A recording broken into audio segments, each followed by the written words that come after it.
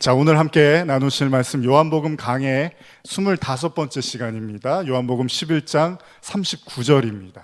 우리 함께 같이 읽겠습니다. 시작. 예수께서 이르시되 돌을 옮겨 놓으라 하시니 그 죽은 자의 누이 마르다가 이르되 주여 죽은 지가 나흘이 되었음에 벌써 냄새가 나나이다. 자, 지난주에 이어서 우리 두 시간에 걸쳐서 이 나사로 이야기를 들었고요. 오늘 이제 마지막으로 결정판, 드디어 예수님이 나사로의 무덤을 향해서 가십니다. 그런데 이때 마르다에게 커다란 근심이 하나 있습니다. 그게 뭐냐면 이제 오라버니 나사로는 이미 죽은 지 사흘이나 됐습니다. 그래서 그 사흘이나 된 그 오라버니의 무덤은 이미 썩은 내가 진동을 하고 있는데 예수님이 그 돌을 옮겨 놓으라는 거예요. 무덤을 막고 있는 돌을 옮겨 놓으라는 겁니다. 마르다는 이미 시신이 부패하고 썩었음을 예수님께 알립니다. 아무리 사랑하는 오라버니지만 그의 시신의 부패, 이제 더 이상 그는 이 세상 사람이 아닙니다라고 다 받아들이고 있는데 예수님이 갑자기 부담스러운 이야기를 하는 거죠.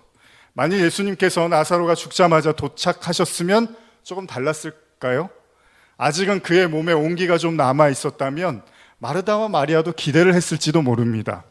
근데 문제는 지금은 너무 늦었습니다. 이미 사흘이 지났고 그의 시신은 이미 돌이킬 수 없는 상태에 이르렀다는 거죠.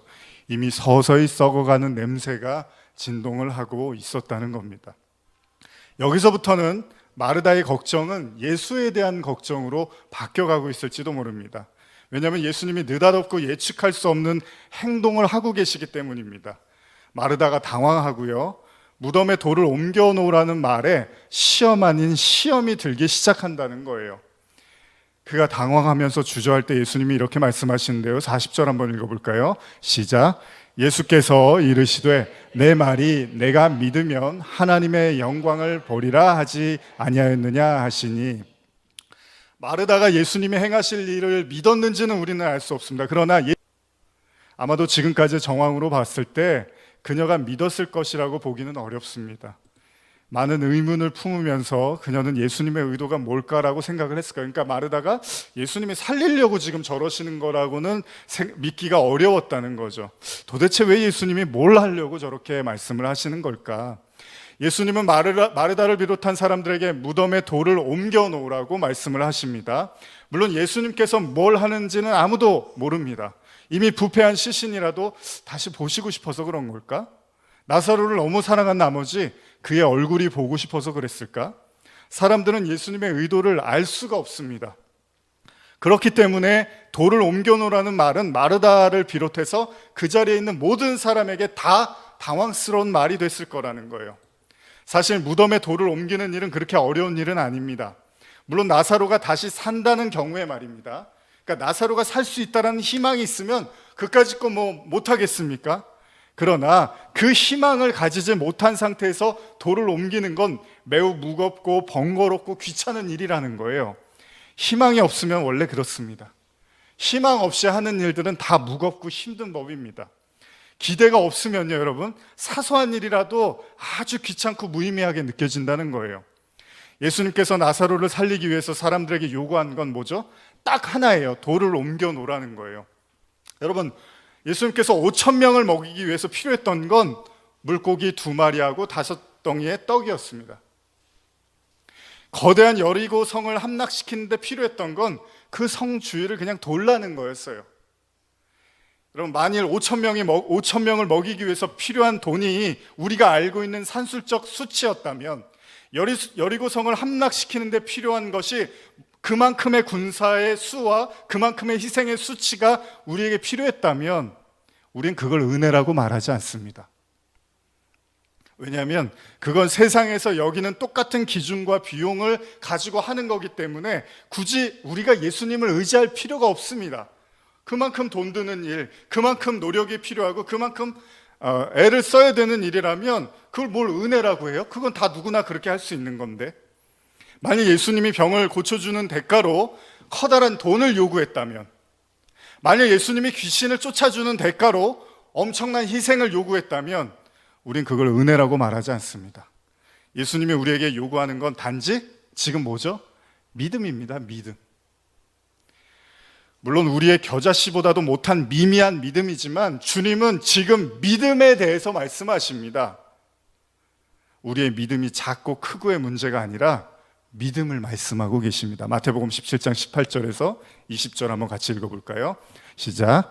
이에 예수께서 꾸짖으시니 귀신이 나가고 아이가 그때부터 나으니라.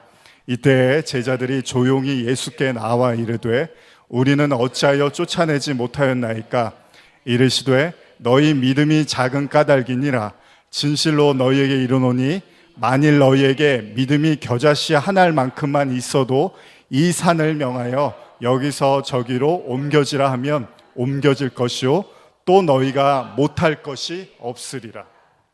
겨자씨 아시죠? 1mm 정도 됩니다. 그것보다 작다고 해야 되나요? 주님은 우리의 믿음을 겨자씨 한 알에다가 비유를 하고 계십니다. 그리고 아울러서 제자들의 믿음이, 제자들이 귀신을 쫓아내는데 귀신이 안 나가니까 믿음이 작아서 그런 거야 라고 말씀을 하세요. 근데 분명한 사실은요, 작은 믿음, 겨자씨만한 믿음만 있어도 산이 옮겨질 만한 일들이 일어날 거라고 예수님이 말씀을 하세요. 겨자씨만한 믿음은 뭘까요? 여러분들은 어떠십니까? 겨자씨만한 믿음이라도 갖고 계십니까? 아니면 그것도 나는 좀 힘든 것 같습니까? 마가복음 4장 30절에서 42절 보면 제가 읽어드릴게요. 또 이르시되 우리가 하나님 나라를 어떻게 비교하며 또 무슨 비유로 나타낼까? 겨자씨 한 알 같으니 땅에 심길 때에는 땅 위의 모든 씨보다 작은 것이로되 심긴 후에는 자라서 모든 풀보다 커지며 큰 가지를 내나니 공중의 새들이 그 그늘에 깃들릴 만큼 되느니라. 성경은요, 겨자씨만한 믿음이 땅 위의 모든 씨보다 가장 작은 것이라고 말씀을 합니다. 중요한 건 매우 작다는 거예요. 작은 거를 표현하기 위해서 겨자씨를 예를 들었다는 겁니다. 그래서 너무 미미해서 이게 존재하는 건지 아니면 존재하지 않는 건지를 판단하기가 어려울 정도, 그걸 지금 겨자씨만한 믿음으로 예수님이 말씀하십니다. 여러분, 실제로 겨자씨는 바람이 불면 후 하면 그냥 날아가 버리고 흩어져 버립니다. 그런데도 불구하고 예수님이 그 겨자씨를 믿음의 예로 들고 있다는 겁니다. 자, 우리는 가끔 놀라운 이적이나 기적을 일으키는 사람 보면 믿음이 크다고 합니다. 대단하다고 말을 합니다. 그런데 여러분 중에 아직 산을 옮기는 믿음을 가진 사람을 본 적은 없으십니다. 물론 성경에서 지금 산을 옮긴다는 게 꼭 문자적인 의미가 아닐 수도 있습니다. 그러나 어쨌든 간에 그걸 가능케 하는 믿음이 겨자씨만한 믿음이라고 하셨으니까 우리가 보고 듣는 대단한 믿음이라 하더라도 아직 이 겨자씨만한 믿음으로 비교했을 때는 그것보다 크다고 말할 수는 없다는 겁니다. 왜냐하면 산을 옮기는 걸 본 적이 없습니다. 우리는 아직. 핵심은 무엇입니까? 예수님은 우리에게 대단한 믿음을 요구하지는 않으신다는 겁니다. 왜냐하면 어차피 우리도 대단한 믿음을 가지지 않았다는 걸 예수님은 더 잘 아시는 거죠. 여러분, 아이가 어렸을 때, 제 아이가 어렸을 때 6, 7살 때 제가 생일이라고 색종이에다가 이렇게 카드를 색연필로 써준 적이 있는데 아주 행복했습니다. 아이의 진심을 아빠에게 보이기 위해서 필요한 건 색연필과 색종이였습니다. 믿음이라는 건 뭘까요? 믿음의 조상 아브라함을 우리는 잘 압니다. 아브라함은 자신이 오랫동안 기다려서 낳은 이삭을 하나님께 제물로 드렸습니다. 물론 하나님은 감동하셨고 아브라함을 믿음의 조상이라고 인정해 주셨습니다. 그러나 성경은 이미 아브라함이요, 불완전하고 흔들리는, 아니 차라리 믿음이 없다고 생각하는 그 상황에서 이렇게 기록을 하고 있는데요. 이거 한번 같이 읽어볼까요? 창세기 15장 2절에서 6절입니다. 시작. 아브라함이 이르되 주 여호와여 무엇을 내게 주시려 하나이까? 나는 자식이 없사오니 나의 상속자는 이 다메섹 사람 엘리에셀이니이다. 아브라함이 또 이르되 주께서 내게 씨를 주지 아니하셨으니 내 집에서 갈린 자가 내 상속자가 될 것이니이다. 여호와의 말씀이 그에게 임하여 이르시되 그 사람이 상속자가 아니라 내 몸에서 날 자가 상속자가 되리라 하시고 그를 이끌고 밖으로 나아가 이르시되 하늘을 우러러 무뼈를 셀 수 있나 보라. 또 그에게 이르시되 내 자손이 이와 같으리라. 아브라함이 여호와를 믿으니 여호와께서 이를 그의 의로 여기시고. 자신에게 자식이 없자 아브라함은 하나님께 자신의 종이라도 아들로 삼겠다고 이야기하고요. 하나님은 반드시 씨를 주겠다고 말씀하십니다. 근데 재미있는 사실은 성경이 아브라함이 이를 믿었다고 말을 합니다. 그리고 그 믿음을 의로 여겼다고 15장 6절에 기록되어 있습니다. 그런데 여러분과 제가 잘 아시는 것처럼 안타깝게도 아브라함은 이렇게 믿음의 표현을 한 것 같지만 그 다음 장으로 바로 넘어가서 자신의 여종 하갈과 동침해서 이스마엘도 낳게 되고요. 계속 믿음 없는 행보를 걸어가게 됩니다. 그렇다면 자, 하나님께서는 왜 아브라함에게 믿음이 있다고 하셨을까요? 하나님이 아브라함한테 속은 걸까요? 있지도 않은 믿음을 성경은 아브라함의 믿음을 의로 여겼다고 지금 써 있단 말이에요. 아브라함조차도 잘 생각해 보세요. 자기가 지금 믿음이 있는지 없는지를 잘 모르고 있어요. 왜냐하면 하나님을 믿고 싶지만 자신의 그 하나님이 주신 언약을 믿고 싶지만 현실에서는 그게 잘 안 된다는 거예요. 그리고 자꾸 하나님 말씀에 반해서 움직이게 된다는 겁니다. 그의 생각과 행동이 어찌 보면 너무 이렇게 얄팍해 보인단 말이에요. 그래서 그의 사라조차도 아마 와이프, 아내조차도 저 아브라함이 하나님을 잘 믿는 거야 라고 이렇게 의문을 제기할 정도였습니다. 그렇기 때문에 아내가 아브라함한테 하갈하고 동침하라고 제안을 하잖아요. 그 얘기는 뭐예요? 아브라함의 믿음을 거의 인정을 안 했다는 거예요. 사라도요. 자, 그러면 아마도 아브라함은 하나님의 말씀을 어겨서 낳은 이스마엘 때문에 굉장히 많은 신앙적인 어려움이 있었습니다. 그 이유가, 그 대가가 왜 그렇습니까? 결국 자기가 믿음 없다라는 사실을 증명한 거였잖아요. 이스마엘을 낳고. 그러니까 차라리 하나님, 내가 믿음 없으니까 좀 이해 좀 해주세요. 하나님을 믿고 싶은데 안 믿어집니다 라고 투정을 부리고 싶었는지도 몰라요. 근데 창세기 15장을 보면 분명히 하나님은 아브라함의 믿음을 봤대요. 그리고 그걸 의롭다고 하셨대요. 자, 그러면 우리 눈에도 보이지 않는, 아마 아브라함 스스로도 내가 믿음이 있는지 없는지조차 인식이 안 되는 그런 상황에서 하나님은 아브라함의 믿음을 의로 여기셨다라고 기록하고 있습니다. 자, 그렇다면 어쩌면 믿음이라는 게 뭘까요? 믿음이라는 건 인간의 감정이나 생각 따위의 것들이 아닐지도 모른다는 거예요. 여러분들이 기도 많이 하시고 충만하면 뭔가 있는 것 같고 두려움이 없고 잘 나가고 뭔가 축복을 받는 것 같은 삶을 살 땐 믿음이 있는 것 같은데 갑자기 두려움이 쌓이고 마음이 위축되고 무언가 힘이 빠지면 나는 믿음이 없어 이렇게 이야기를 한단 말이죠. 기도를 많이 하고 예배를 잘 드리고 여러 헌신과 봉사에 참여할 때는 신앙적인 자신감으로 말미암아 믿음이 있는 것 같은데 말씀과 예배와 멀어지고 기도도 하지 않고 하나님에 대한 생각도 좀처럼 나지 않으면 내가 이래도 되나? 내가 이렇게 믿음이 없었나? 라는 생각을 한단 말이죠. 그런데 여러분, 믿음은 그런 차원의 것이 아닐 수도 있습니다.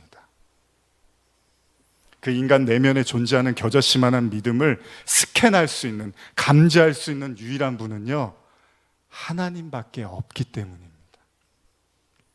여러분, 나사로를 살리는 것이 예수님의 몫이라면 우리가 할 수 있는 일은 뭐죠? 무덤에 돌만 옮겨놓으면 돼요. 여러분들한테 나사로를 다시 살릴 믿음을 원하지도 않으세요, 하나님은. 저 돌을 옮겨놓으라고 할 때 그거는 내가 할 수 있지. 그 정도만 하면 되는 거죠, 예수님이 원하는 건. 요한복음 2장에서 예수님은 물로 포도주를 만드십니다. 어머니 마리아를 위해서 예수님이 시키는 대로 하라고 하죠. 제가 읽어드릴게요. 요한복음 2장 5절에서 9절입니다. 그의 어머니가 한인들에게 이르되 너희에게 무슨 말씀을 하시든지 그대로 하라 하니라. 거기에 유대인들의 정결 예식을 따라 두세 통 드는 돌 항아리 6이 놓여 있는지라. 예수께서 그들에게 이르시되 항아리에 물을 채우라 하신즉 아귀까지 채우니 이제는 떠서 연회장에 갖다 주라 하시매 갖다 주었더니 9절 같이 읽을까요? 시작. 연회장은 물로 된 포도주를 맛보고도 어디서 났는지 알지 못하되 물 떠온 하인들은 알더라. 연회장이 신랑을 불러. 자, 우리의 근심과 걱정은요, 나사로를 살리는 것까지 우리의 일이라고 생각을 하는 거예요.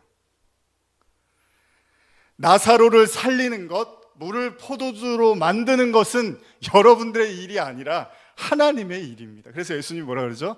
하나님의 일을 나타내시기 위해서 나사로가 죽은 거야 라고 이야기를 합니다. 자, 하나님은 이런 일을 위해서 그러면 하나님은 내가 나사로 살려줄 테니까 거기에 상응하는 대가를 요구하시는 분은 더더욱 아니라는 거예요. 뭐 헌금 많이 하면 병 고쳐줄게. 하나님은 그런 분 아닙니다. 우리가 어떤 희생을 치러야만 그에 상응하는 대가를 주시는 분이 아니라는 거예요. 그건 은혜가 아니라 그걸 다른 말로 뭐라고 하죠? 거래라고 하는 겁니다. 거래는요, 그에 상응하는 대가를 치르는 거죠. 당시 이스라엘 백성들이 율법을 잘 지켜서 구원받으려고 했던 것처럼 그들은 구원을 믿음이 아니라 하나님하고 거래라고 이해했는지도 몰라요. 하나님은요, 믿음을 필요로 합니다. 그러나 그 믿음도요, 우리에게 대단한 헌신이나 희생을 요구하기보다는 우리가 할 수 있는 작은 일들을 그냥 맡기실 뿐이라는 거예요.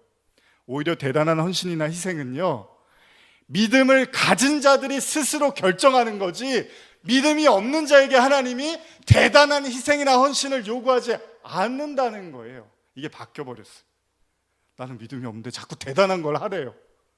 하나님은 그렇게 안 하신다는 거예요. 이건 자원하는 마음이라고 바울이 이야기하죠. 재물 헌금도 그렇고 모든 봉사도 그렇고 하나님은 자원하는 걸 원하신다 그러죠.